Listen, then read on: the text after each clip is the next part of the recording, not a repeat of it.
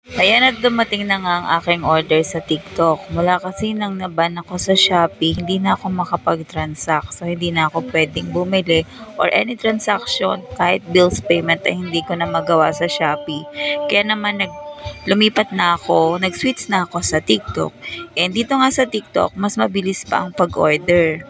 Dahil ko-order ko lang nung kahapon, dumating na nga ngayon. So, hindi na ako naghihintay ng matagal para sa delayed delivery.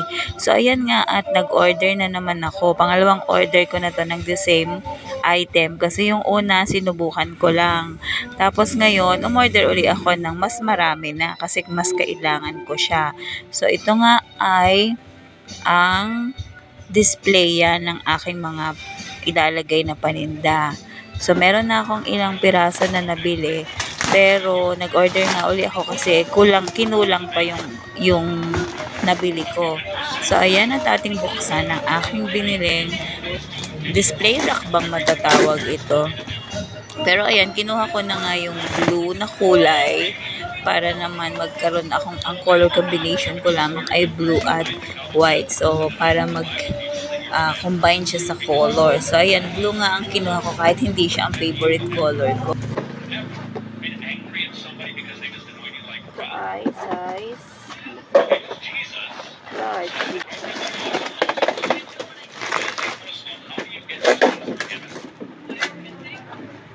Dami.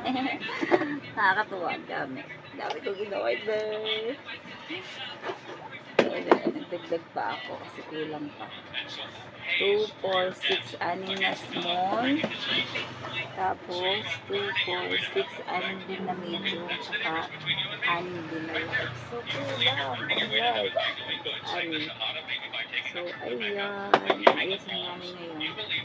So, ito yung in-order ko sa TikTok. Napakabilis-bilis talaga ng TikTok dumating. So, order ko lang ng mga isang araw. Pero kahapon isang araw. So, ayan, dumating na siya. Maayos naman ang pagkakaano sa akin. Wala namang mga sira-sira. So, yun, tatanggalin na lang ito isa-isa at ilalagay ko na yung mga dapat kong ilagay.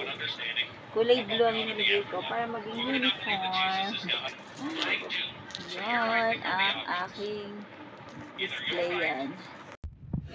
Ito lang yung set ng una kong in-order. Madiliit lang yan. And ito, nadagdagan na siya. Marami na akong pwedeng ilagay. So, tama na yan. Hindi na ako magdadagdag pa uli siguro. Thank you for watching.